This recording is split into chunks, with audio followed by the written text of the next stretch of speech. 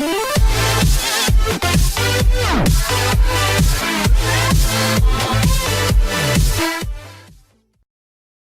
most exact place is the royal wedding of Prince Harry and Meghan Markle. It will be the most important day of their shared lives to date, imbued with centuries-old tradition as they take vows before God, their families and the Queen. But not for Prince Harry and Meghan Markle a day of too much solemnity, as they promise a wedding focused on fun, joy and a chance to celebrate with the public. The couple, who announced their engagement in November, are planning their own wedding celebration that reflects the characters of the bride and groom. With just weeks to go until the big day, the happy couple are taking charge of the planning, which is designed to incorporate both families, their wide circle of friends, and welcome the public into their lives. Here's all the latest news. The wedding is on Saturday, May 19th at St. George's Chapel, Windsor Castle, where Prince Harry was christened. It is said to have become a very special place for the couple in their relationship so far. The service will begin at 12 p.m. The Lord Chamberlain's office at Buckingham Palace is responsible for organizing royal weddings, but Harry and Meghan Markle are leading the show. However, under the guidance of Harry's private secretary, Edward Lane Fox, the Lord Chamberlain's office is dealing with the ceremonial aspects of the day. The core aspects of the wedding, including the church service, associated music, flowers, decorations and reception, will be paid for by the royal family, with Meghan Markle's parents both set to attend. Former Suits star Meghan Markle told last year how she could not wait to say yes to the prince when Harry got down on one knee as they cooked a roast chicken dinner at his home, Nottingham Cottage at Kensington Palace. Indicating the depths of his feeling for his bride-to-be, the prince said in a television interview, "It was this beautiful woman just sort of literally tripped and fell into my life. I fell into her life." Invitations have been posted to 600 lucky guests, with a select 200 close friends invited to one after-party at Frogmore House. Produced by Barnard and Westwood, which has held the royal warrant for printing and bookbinding by appointment to Her Majesty the Queen since 1985, the company also has a second royal warrant with the Prince of Wales. Die-stamped in gold and then burnished, the invitation features the three-feather badge of the Prince of Wales. They also reveal that the dress code is uniform, morning coat or lounge suit, or day dress with hat. It's not yet clear who has received an invite, although that information is likely to emerge in the next few weeks.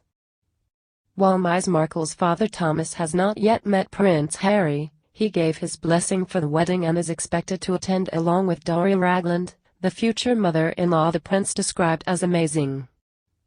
U.S. President Donald Trump is not expecting a coveted invite, but some of those who might be include former American leader Barack Obama, tennis star Serena Williams and Meghan Markle's Suits co-stars Sarah Rafferty, Patrick J. Adams and Wendell Pierce. The Duke of Cambridge is expected to be Harry's best man, or perhaps jointly take on the task with one of Harry's childhood friends.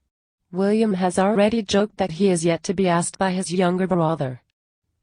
Prince George and Princess Charlotte look almost certain to be page boy and flower girl.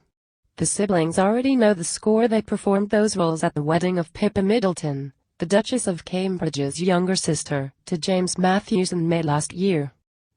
Meghan Markle may also choose some grown-up bridesmaids from her close set of friends, most likely Canadian stylist Jessica Mulroney and Indian actress and philanthropist Priyanka Chopra. She might even pick a best woman. Ms. Mulroney and Meghan Markle have been firm friends since meeting in Canada, where Markle filmed several series of her Netflix series, Suits, and bonding over a shared love of yoga. The duo both practice regularly.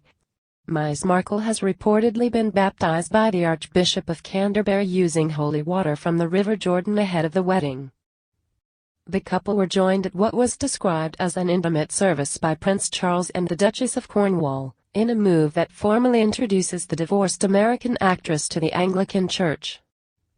She attended a Catholic school in Los Angeles but is Protestant. It was claimed that Meghan Markle requested Justin Welby, 62, to lead the service, having formed close ties with him during her time in the UK. Bookmakers suspended betting on the designer of Ms. Markle's wedding dress in March when British couture company Ralph and Russo pulled ahead to become one-third favourite. The label, helmed by Australians Tamara Ralph and Michael Russo, a couple in real life, have shot to prominence after a string of celebrity endorsements. In 2013, Angelina Jolie wore the label to Buckingham Palace to receive an honorary Maidhood. In 2016, Gwyneth Paltrow to the Oscars. Add to that list of fans Beyoncé, Rihanna and, finally, Meghan Markle herself, who chose a £56,000 embellished couture gown for the official photos taken to mark her engagement to Prince Harry. Before betting was suspended, London-based designer Eden was at 3/1. Ms. Markle's stylist and close friend Ms. Mulroney runs a bridal store in Toronto, was said to have helped the bride choose her gown. The couple will be making their vows at Windsor Castle's St. George's Chapel, which last hosted a royal wedding in May 2008 when Peter Phillips, son of the Princess Royal, married Autumn Kelly. Prince Edward also wed Sophie, the Countess of Wessex, there in June 1999. The traditional ceremony will be conducted by the Dean of Windsor, the RT Reverend David Connor, while the Archbishop of Canterbury, Justin Welby, will officiate as the couple make their marriage vows. Miss Markle, who was a UN women's advocate, is unlikely to opt to obey the prince.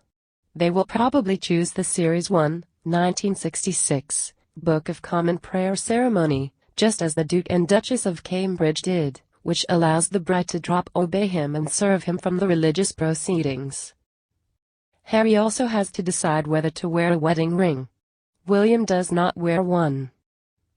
The regiments Prince Harry served with in Afghanistan will also have a special place during the ceremony. Household cavalry troopers will line the staircase at St. George's Chapel, while streets within the precincts of the castle will be lined by members of the Windsor Castle Guard from 1st Battalion Irish Guards, and by armed forces personnel from the Royal Navy Small Ships and Diving, which is the Prince as Commodore-in-Chief, and the Royal Marines, where he is Captain General. The 3-Regiment Army Air Corps, where Prince Harry served as an Apache pilot in Helmand Province, Afghanistan, will also be represented, as well as the Royal Gurkha Rifles, his comrades in Afghanistan in 2007, and RAF Honington, where he is Honorary Air Commandant.